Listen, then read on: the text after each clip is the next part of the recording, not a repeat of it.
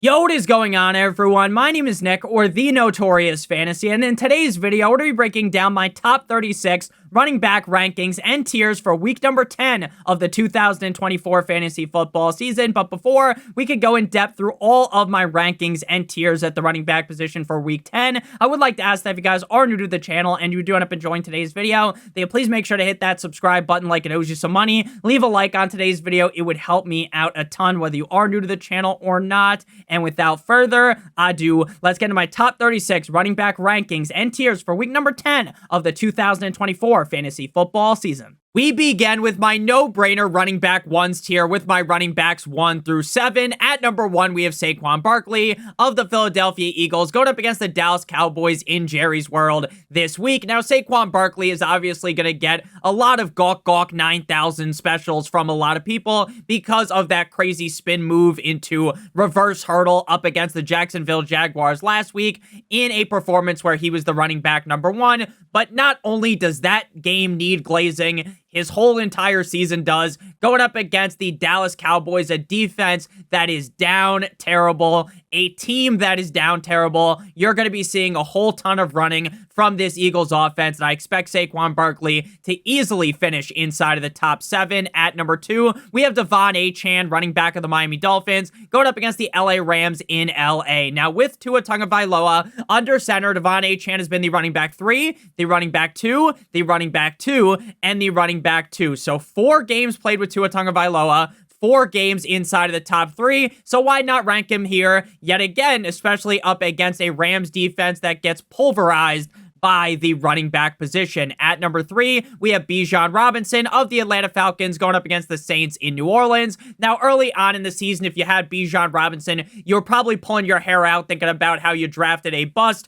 and how your season was over because your first round pick wasn't doing jack shit. But over the last 5 games, he has been the running back 3, 9, 4, and number 9 last week. He has looked a whole lot more effective. This offense has been a whole lot better as Kirk Cousins has really turned the page. So going up against the Saints defense, I do expect Bijan to go out there and finish as a top 7 running back yet again. Bijan, in my opinion, is one of the best running backs in the NFL, so he should be able to crush this matchup with ease. Next up, we got Alvin Kamara, running back of the Saints, going up against the Falcons. Now, despite the fact that the Saints offense is completely inept and they're a complete and utter fucking disaster compared to what we saw through the first 2 weeks of the season, with Derek Carr back, even without Chris Olave, Alvin Kamara was the running back 3 last week. He saw 9 total targets. There are receivers that you are going to play in your lineup this week that won't even see 9 targets. Maybe every single receiver you start might not see 9 targets, and Alvin Kamara has the upside to do that yet again.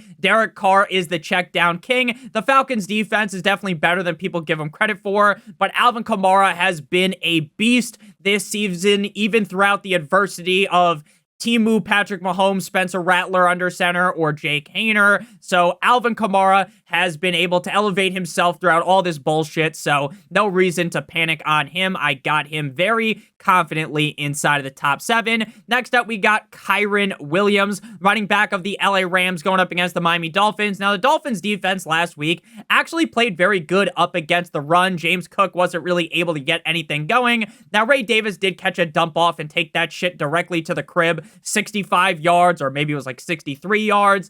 And that's just because the Dolphins defense has no idea how to tackle. But ultimately, while they have one good game up against the running back, that's not going to change a CVS receipt level of history of the Dolphins sucking donkey cock against the run.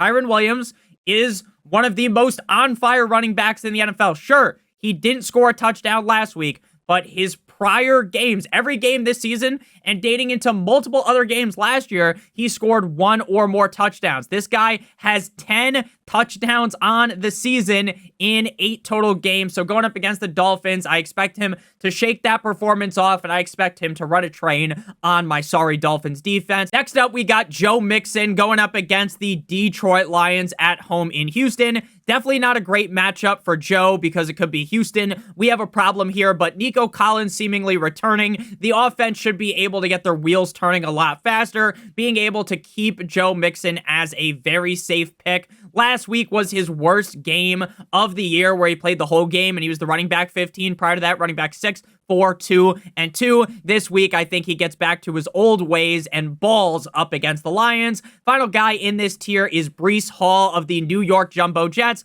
going up against the Arizona Cardinals in Arizona. It has been a roller coaster ride of a season for Breece Hall. We have seen the highest of highs and the lowest of lows. Over the last 2 games have been some lows, only 10 and 11 fantasy points in both games. But up against the Arizona Cardinals defense, I do expect the rushing attack to work a lot better here. Breece Hall is a guy that does deserve getting the glaze session here like he's a fucking donut, right? We know how great Breece Hall could be, so as long as things go his way, which they should, he's going to get his 15, 16, 17, 18 carries, his multiple dump offs, so I'm not panicking off of the last 2 weeks. I'm still a believer in Breece Hall. Next up, we move on into the lower tier, no-brainer running back 1 tier, beginning with Christian McCaffrey of the 49ers going up against the Tampa Bay Buccaneers. Now, he has been cleared to make his season debut on Sunday. The Buccaneers defense is softer than baby shit.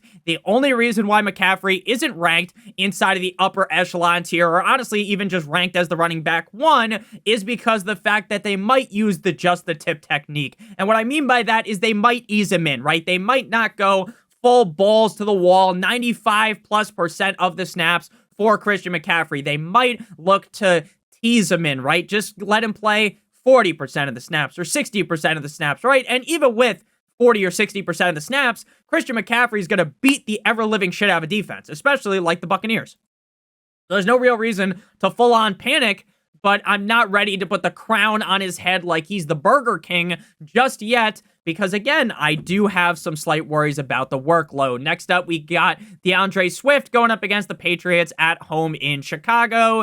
DeAndre Swift, outside of the first 3 games of the season, has been incredibly reliable. Last week was definitely a bit of a stinker, though, for what he has done, because he was a 19 fantasy points or more guy dating back all the way to week number 4, whereas last week he only scored 14 fantasy points, but the Patriots defense definitely living not up to snuff, in my opinion. And with Swift being very, very, very, very hot like Sydney Sweeney in Euphoria, I expect DeAndre Swift to be able to shake off what happened last week and be back in the good graces of fantasy managers. Next up, we got James Cook of the Buffalo Bills going up against the Indianapolis Colts in Indianapolis. Now, like I said, when we talked about that matchup up against the Dolphins defense for Kyren Williams, James Cook was on the struggle bus last week, right? Normally, when you go up against the Dolphins, it's red panty night for your running back, right? It is going to be 4 quarters of straight up pounding. The Dolphins defense won't be able to walk for the next couple of days. They won't be able to shit straight for the next couple of days either, right? You feel the urge and it just comes right out your ass. Pause. But James Cook here, he's going up against the Colts, right? This is the perfect rebound matchup for him. Ray Davis is going to see some touches. You would be a fool to believe that Ray Davis is going to completely disappear. But James Cook's the guy. They want to get the ball into his hands, and up against the Indianapolis Colts, the bounce back is inevitable. Next up, we got Jahmyr Gibbs of the Detroit Lions going up against the Houston Texans. Texans defense pretty solid up against the run, and with David Montgomery getting more and more healthy, I do find it hard to rank Jahmyr Gibbs inside of that upper echelon tier, because you know David Montgomery is going to vulture some touchdowns, and you know David Montgomery is likely to out-touch Jahmyr Gibbs. But when you have lightning in your feet, right? When you can take any ball and run 99 yards, juke out the whole fucking defense, and fucking do the Marshawn Lynch, Darren Sharper, hold my dick into the end zone, right? You're going to be a guy that I want in my lineup. It's just I can't truly fucking fondle the guy's nuts like a Fushigi with David Montgomery there. So we can't rank him higher because of that, but he definitely does have the pedigree, the upside to finish as the running back 1, which is something he has done this season already. Next up, we move to Aaron Jones of the cold like Minnesota Vikings going up against the Jacksonville Jaguars in Jacksonville. Now, Aaron Jones has been definitely a huge disappointment over the last 2 weeks. Going up against the Rams, that's one of those wet dream spots, and he disappointed. Only 12 fantasy points. Last week, up against the Colts, where I'm like, this is the clear bounce back spot, guys. Don't worry at all. And then Aaron Jones fucking smacks me directly in the face. But ultimately, up against the Jaguars, this is also a get-right game. I think the Vikings offense will look a whole lot better. I know they're using Cam Akers, but Aaron Jones should be getting 18-plus carries, a couple of dump-offs. The only thing that was really holding him back over the last 2 weeks wasn't the touches. It was just, hey, he didn't find the end zone. And we know Aaron Jones is very useful on the goal line in the red zone, so I'm not panicking on Mr. Aaron Jones. Now we move on into the third tier here, the running back 2 tier, beginning with Kareem Hunt going up against the Denver Broncos. Now, until Isaiah Pacheco returns, if you rank Kareem Hunt anywhere outside of the top 18, I would say you're just a straight-up dumbass. This is a guy that scored a touchdown in every single game except for one as a Kansas City Chief and already has 5 touchdowns in 5 total games. The Denver Broncos defense is definitely not the softest matchup. This isn't Charmin Ultra Soft. This isn't a wet dream matchup by any means. But when Patrick Mahomes, your quarterback, when the Chiefs offense is able to move the ball at the rate that they do, and Kareem Hunt, who saw 27 carries last week, that is definitely in the cards. He's already had 27 carries in 2 games this season. He's not as much of a target hog as I would have hoped he would have been, as he's just seen about 2-ish targets a game. But up against the Broncos, I think he scores, and I think he has a good game. I don't think there's really much of an argument to be made against him. Next up, we got Jonathan Taylor, JT, going up against the Buffalo Bills, who have a not the best run defense. Now, I think Jonathan Taylor would be better off with Anthony Richardson under center. Now, if you're a Josh Downs owner, then obviously you are just begging on your knees for Joe Flacco to continue to be the quarterback. Because with Joe Flacco, Josh Downs is now laying down haymakers. And with Anthony Richardson, he was a guy that might score 3 or 4 fantasy points, even with all of the talent that he has. But with Anthony Richardson now not under center, and it's Joe Flacco, Jonathan Taylor's the one taking the hit. He was just the running back 32 last week. But again, I will tell you guys to not panic too hard, because that was up against the Vikings, one of the better run defenses in the NFL, and now he has a much better matchup up against the Bills, so no reason to panic just yet. But again, based on the fact that Flacco is under center, does make me feel a little bit less confident in Taylor, thus knocking him into the third tier here instead of being in the second tier. Next up, we got J.K. Dobbins of the Los Angeles Chargers going up against the Tennessee Titans. Now, J.K. Dobbins this season has been very consistent, right? He is a rock-solid running back 2 for you every single week, with the upside of being a top 6 back. In 3 games this season, he has done just that. The Titans defense is very underrated up against the pass, but up against the run, they get gashed week in and week out, and I expect J.K. Dobbins to do exactly that. Now, the fact that the Chargers are trying to throw the ball more does throw a damper slightly onto J.K. Dobbins, but even with them throwing the ball more, he bitch slapped the Cleveland Browns last week with 85 rushing yards and 2 touchdowns as the running back 6. So right now, with the Chargers offense playing how they've been playing, when Dobbins looking as good as Dobbins has looked, again, this is just another guy that's like a clear top 18, 24 back every single week. Next up, we move to James Conner going up against the Jets. Now, James Conner is basically every single thing that I just said about J.K. Dobbins. Feeling very confident in a top 24, top 18 finish is exactly how I feel about James Conner. Now, everyone loves to talk up the Jets defense, and the Jets defense has been deflating quicker than your balls after a goon session. But ultimately, I do believe that the Jets defense, while they might be great against the pass in certain situations, I don't think they're good against the run, and I don't think the metrics will tell you that either.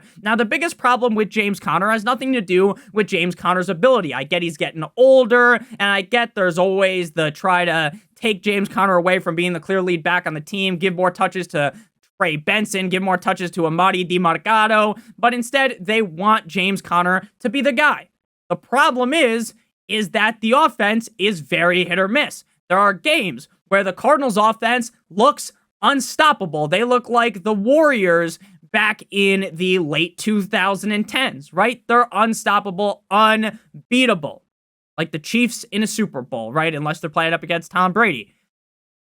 But there's also games where they look like they have no idea what they're doing, where they look like they're completely lost, where they look like they forgot to write down the map quest directions, and they're just driving all around, and then they get butt-fucked in the game. So it's very confusing, right? They are a bipolar offense. Some games they're hot, some games they're ice cold, and it's very hard to get the mid-game out of the Arizona Cardinals, where they're playing just fine. With all that said, even in those topsy-turvy games, though, Connor's been very reliable.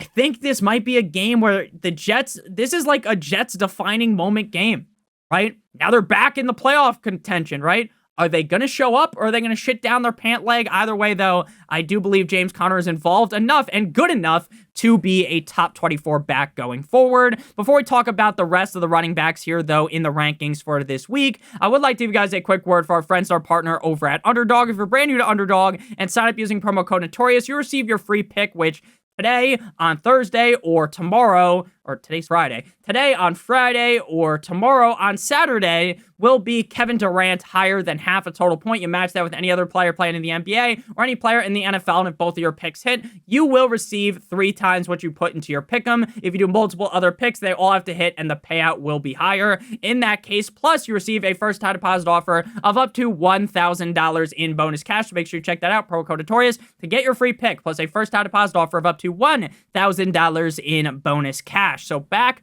on into things here. After James Conner, we got Tyron Tracy going up against the Carolina Panthers in Carolina. Now, Tyron Tracy is basically a subject of his own offense.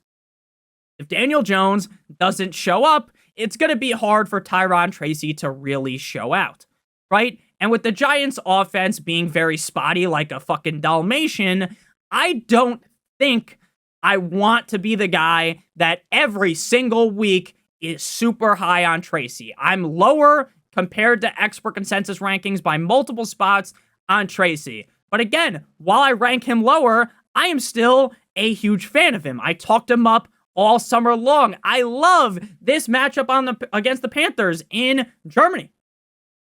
So this has all the makings of a game where he succeeds. But I rank him lower because I just want you guys to understand that there's always a chance that Daniel Jones doesn't show up. They can't run the ball. The offensive line here isn't very good. So there's a lot going against Tracy. The biggest reason why you rank him this high is because he's really good. Next up, we got Tony Pollard going up against the Los Angeles Chargers in LA. Running back 12 last week up against the Patriots. Now, with Tajay Spears' return potentially imminent here based upon what I've read, that does lessen the workload for Tony Pollard. But ultimately, the team wants Tony Pollard to be the guy. So even if Tajay Spears does come back, you should still expect Tony Pollard to get his 18 plus total touches as per normal.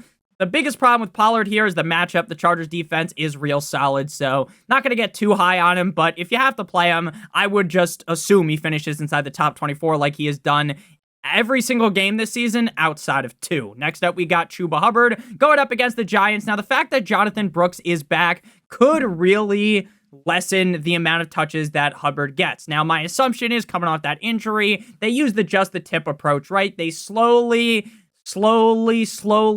reinvigorate him into this offense. I guess it's not really a reinvigoration because he's never played for the Carolina Panthers, but you get the point, right?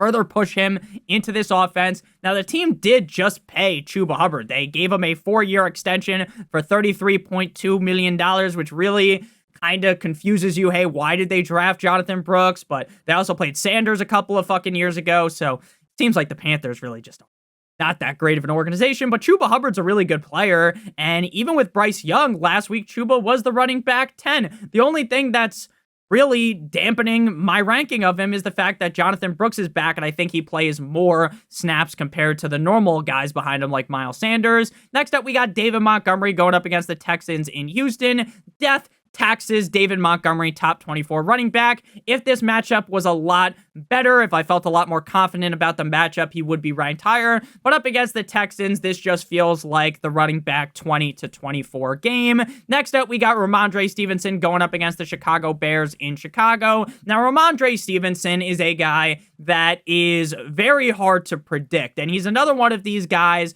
that is either on top of the world, on top of the mountain, Kilimanjaro, or he's taking you out back, and he's going to take you on this nice drive. You pull over to go take take a piss and he shoots you in the back of the head, right? That's the kind of a guy that Ramondre Stevenson has been. He's been the running back 7, 12, 81, 37, 4, 44, 5, and 7. Top 7 running back in back-to-back games. But, and this is a big but, shout out to Lisa Ann, the Bears defense isn't the Titans defense. It isn't the Jets defense against the run. So 2 solid matchups. Now a tougher matchup. Mondre's been running hot though, so I can't bump him down too much. Next up, we got Najee Harris. Now, I made this joke in the start-sit video, so sorry if you heard it already, but Najee Harris is basically like a fucking you get a hand job. That's what Najee Harris is, right? It does its job, but it's not like anyone is going to sleep at night like, oh, I'm so happy that I got fucking stroked off. Now, maybe when you're younger, sure, you appreciate it a little bit more, but as you get older, you're like, come on, put your mouth on that thing, or come on, can I stick it inside of you type of deal here? But Najee is just, he's fine, right? He's a nice hand job. You feel good afterwards. You go to bed. You're not writing home about it, dearest mother, type of deal. You're not writing home about it like the Captain Andrew Luck Twitter account from back in the day. But you're also fine with it, right? And that's what Najee is. He's fine, right? He's a competent top 24 back. But I did have to bump him down slightly, even though I love this matchup against the Commanders, because something inside of me, is telling me that Jaylen Warren is going to keep chopping the tree down and getting more touches, which is going to be very, very frustrating for Najee Harris. Final guy in this tier is Austin Eckler. Now, I love Austin Eckler. I've been an Austin Eckler slappy for years, even back when him and Melvin Gordon were Eiffel Towering defenses together back in LA a couple of years ago. And the thing about Eckler is he's still fine. He's not the guy he used to be. I don't think he'll ever be that guy. He's not hopping in the hot tub time machine and going back. But he's still competent. He was the running back 13 last week, and no Brian Robinson Jr. Again, if the matchup was different, for instance, if he was going up against his own Commanders defense, then we would be banging the drum aggressively for him. But up against the Steelers defense, I think this is a fair ranking for him. I've got him ranked a couple of spots ahead of expert consensus rankings. Again, he was the running back 13 last week. Unk still has it. He just doesn't have that same burst, that same juice that he used to have. Plus, even last week, they didn't give him, like, a crazy workload, right? They weren't like, all right, Eckler, let's turn the clock back and give you fucking 20-plus touches, right? They gave him 11 rushes, 3 catches, right? Which, if you do some math, that's 14. So if he gets 14 again, he'll be fine here. If they really put the pedal to the metal, he might heavily outscore my expectation. But again, I don't expect that to actually happen. Next up, we move on into the high-end running back 3 tier here with 2 Tampa Bay running backs, and sandwiched in between there, the Oreo cream filling, is Rico Dowdle. So Rashad with 2 A's white had his worst game as of recent last week with just 13 fantasy points, but he scored 4 total touchdowns over the last 3 games and a touchdown or more in all 3 of those games. He had just 6 touches in that game up against the Chiefs, and I expect the game script here to be a little bit better for him. Rashad White ultimately is not the best running back in terms of getting carries and being super effective. Now, he's been a lot more effective recently compared to the start of the season, but I don't think anyone is going to give him like a medal at the end of the season, the most efficient running back in terms of carrying the rock. He's okay. But what he's really proficient in is catching passes. He's a guy that could get 5, 6, 7 catches in any given game. And this 49ers defense isn't the 49ers defense that many people probably thought they would be coming into the season. So with the healthy dosage of targets and a couple of rushes, potentially 10 plus every single game, no one is bricked up at night thinking about starting Rashad White, but you're also just fine doing it, because again, if he's going to keep finding the end zone, he's going to keep being a top 24-ish running back. Next up, we got, you might just get hit with the Rico Dowdle of the Dallas Cowboys going up against the Philadelphia Eagles. Now, last week, Rico Dowdle scored probably the funniest touchdown I have seen in a while. He had the ball directly in his hands. There was zero doubt in my mind that this was a catch. and then it bobbled, and he's falling to the ground, and it's bobbling still. He's fucking juggling it, right? He's juggling the ball, and then as he hits the ground, he magically catches it. It was shocking because it was right to him. It wasn't like, oh, he makes this crazy one-handed hit, he hits it up, he's bobbling it. No, right in his hands, somehow messes it up, but he scores. Beautiful running back 8. No Dak Prescott. Eagles defense looking better. Not the best spot for Rico, but he's fine. Again, the first 2 tiers, right?